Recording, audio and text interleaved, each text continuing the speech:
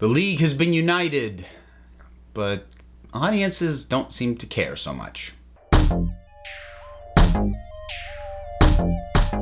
So I don't normally talk very much about box office numbers, at least not on the YouTube channel. If you listen to my my podcast feed, you know that comes up regularly on one of the shows there. But it's not something I generally talk about here because it's not something that is of excessive interest to me beyond just, oh, okay, so that's what that number is. But I've had now a number of people kind of ask for my assessment on what happened with Justice League's opening weekend. And if you don't follow box office numbers, Justice League opened with 96 million for its opening weekend. Now, a couple of points of comparison for that. The first, the other major comic book related superhero movie to come out this month, Thor Ragnarok, opened at over 120 million. So in terms of things in a similar vein, and yes, I understand major differences between DC and Marvel, but come on, they're both superhero movies.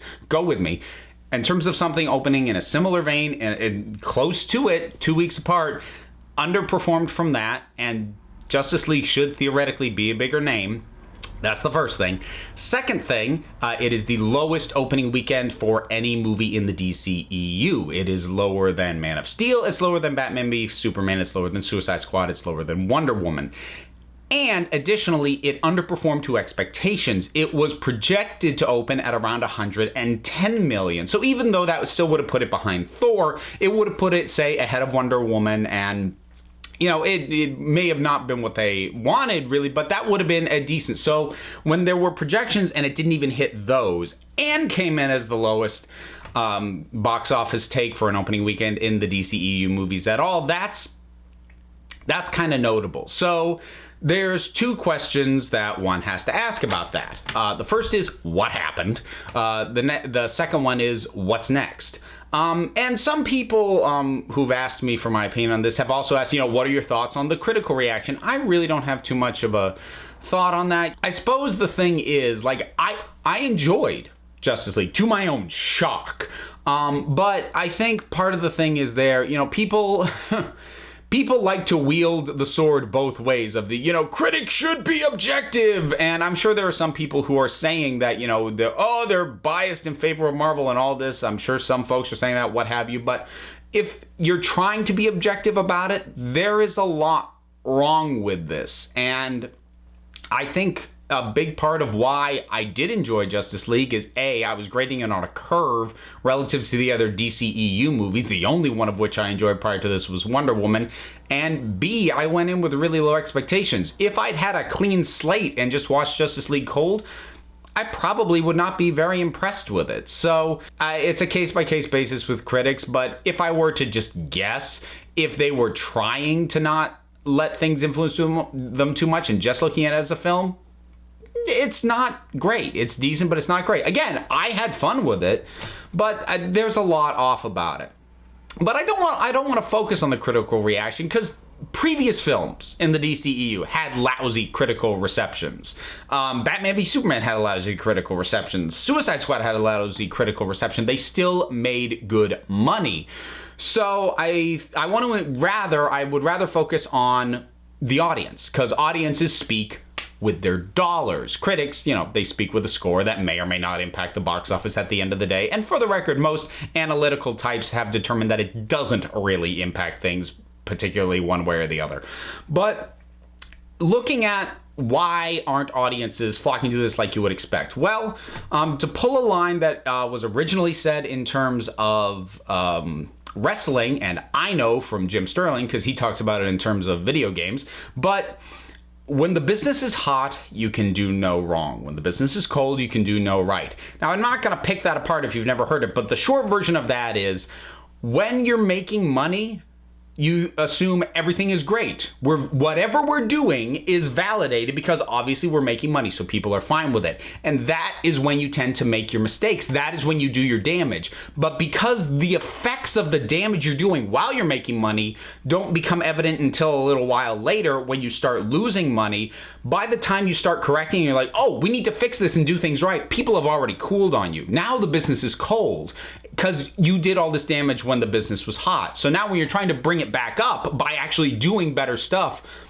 you've already lost a chunk of your audience. They bailed after giving you that money, back when you were hot and you thought everything was fine. And I think Justice League is suffering from that to a certain extent.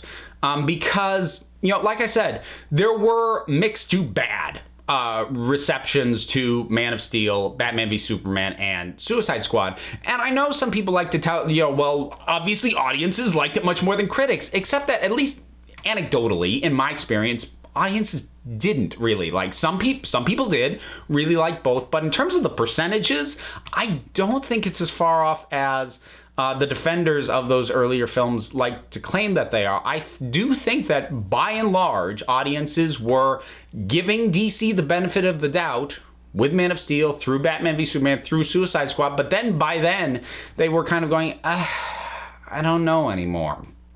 And the question then becomes, well, why didn't Wonder Woman build it back up? And the thing is, the first thing to remember is Wonder Woman, though it did open bigger than Justice League, not by much. That opened, I think, at 103, which was ahead of its expectations. But the main reason that Wonder Woman was a big success was that it had legs. It did not have a big drop weekend over weekend, and that you can chalk up largely to word of mouth. People saying, oh, it's really good, and then people going.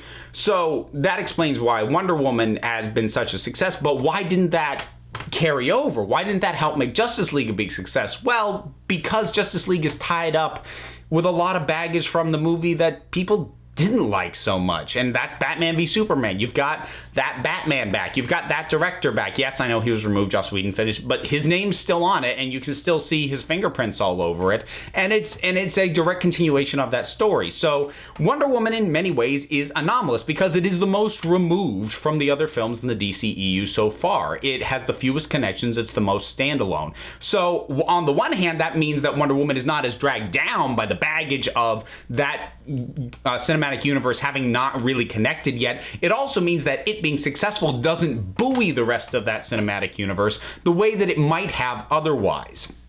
And so that's sort of my assessment on what happened. So the question is, what's next? Well, what I'm hoping is that the folks at Warner Brothers will realize sort of the delayed negative box office reaction to what they've been doing that they kind of already knew people weren't going for, and they have already made changes. And I said this in my review, Justice League very much feels like a middle step course correct. It feels like the pivot move. And they didn't have the ability to completely change it into what they now think they want to alter this universe to be, but it is also a step away from what it was that wasn't working. So it's the pivot move, and then theoretically next movies we start actually getting things pointing towards where Warner Brothers and the folks at DC have decided where it's going to go. And I'm hoping that they basically accept Justice League as a loss leader, that it is a movie that is not going to do as well because of the damage done by the earlier films, but to not take it underperforming as meaning, oh, this new direction doesn't work. I hope they will take it, okay, well, this underperformed, but that's because we have to build the goodwill back. So that is my hope, that they don't look at this and go, oh, the new direction isn't working either, and then they start scrambling again like they did in the wake of Batman v Superman. I really hope that isn't the case, and hopefully they're paying attention to fan reactions, because again, not only for myself, but for most of the people who I've talked with who have seen it, most of them have been, if not thrilled with it, not upset by it, not disappointed at it. There's nowhere near sort of the anger that I saw thrown at Batman v Superman. So I'm hoping that Warner Brothers has their finger on that pulse, so that they are realizing that this can be a first start to winning back some goodwill and building things back up again. It's just if they expect sort of immediate response and immediate turnaround, that's where they're going to make a dumb mistake. Because I mean, that's how they got into this mess. Because you rationalize thinking, well, we did this thing and people are saying it wasn't good, but they paid all this money for it, it must be fine. It was like, no, it takes a little while for the reaction to actually translate to dollars, both in the negative and in the positive. So hopefully they're going to take that into account. And that's kind of why I'm hoping they're going to scrap the idea of doing the Flash movie as Flashpoint, because the obvious reason to do that is to be able to do major changes to this universe with an in-continuity explanation. And I don't think that's necessary anymore. I think they've shown with this movie that they can adjust the universe as they are already making it, and the sort of hard changes that Flashpoint or that sort of reboot would mean, I don't think are actually necessary. And the main thing that I think they need to do is they need to de-emphasize the continuity, honestly. They need to get good directors onto these things, have them at best be doing continuity nods, but not have films where the primary thing is setting up what comes next. Because regardless of what you think of the story of Batman v Superman, a big part of its mandate in terms of what it was supposed to accomplish as a film was to directly set up Justice League and Wonder Woman and all this other stuff to come after. And, if you're looking at the Marvel movies, yes, they usually set things up, but it would be in limited doses. It would be like, here's this thread, and we'll pick that thread up in the next movie. But that stuff was also usually fairly removable. They didn't try to integrate it directly into the story and have it drive the plot the way setting up Justice League and other things tried to do with Batman v Superman, which is why that story just doesn't come together. It's trying to do too many things at the same time. It was also one of the problems with The Amazing Spider-Man 2. I really hope that they just refocus on what it should have been in the first place. The individual characters, the individual franchises, get them in the hands of good directors, good writers, people with vision, and then leave them alone. And don't overly dictate what they need to do to tie everything together. And I say that about DC and I don't say that about Marvel, because at this point Marvel has very, very clearly has a fairly well-oiled machine that they just take directors that they feel will work well in the machine, they plug them in, they let them go. There are mandates and controls and limits in place within that machine, but it's obviously running fine at this point. Again, regardless of what you personally think of the MCU, that is a machine that works, even if you personally don't like the end result. The machine at DC wasn't functioning properly at all. So they need to just take the whole thing apart and focus on the individual components, i.e. the individual characters, the individual franchises. That was why Wonder Woman worked, because since it was a period piece set before all the other stuff that we'd already gotten, it did not require direct tie-ins to all this other stuff the way other things have up to this point. So that is my hope. My hope is that Warner Brothers and DC can look at these box office returns, can look at these numbers and go, okay, this is a result of the decisions we made before, which we were already changing. And don't make the mistake of going, this is a result of the new direction we went. The new direction isn't working either. We got to scramble again. That's the worst thing they could do. That's going to lead to chaos and a lot of crap, or just movies not happening.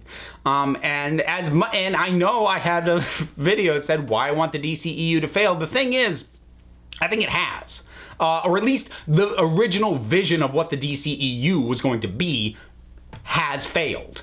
And I think the box office results for Justice League are a result of that. And so while in that video I may have shouted how I want this to fail so hard they have to do a clean slate reboot of everything, I don't think that's actually necessary anymore. So in a way, I kind of get to have my cake and eat it too, which is that they already realized it didn't work. They're moving it in a new direction. They're doing it without having to hard reset everything, so that the things that did work, Gal Gadot as Wonder Woman being the main one, but now honestly some components of Justice League as well can be retained, and we don't have to throw the baby out with the bathwater.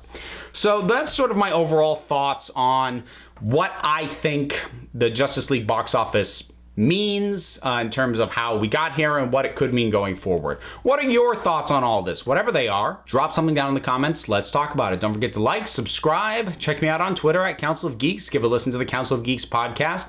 That is on Apple Podcasts. It's not iTunes anymore. And Stitcher Radio. I'm also one half of the Punch Like a Girl podcast. That is a presentation of the Fire and Water Podcast Network. fireandwaterpodcast.com. Links for everything is down below, and until next time, this council is adjourned.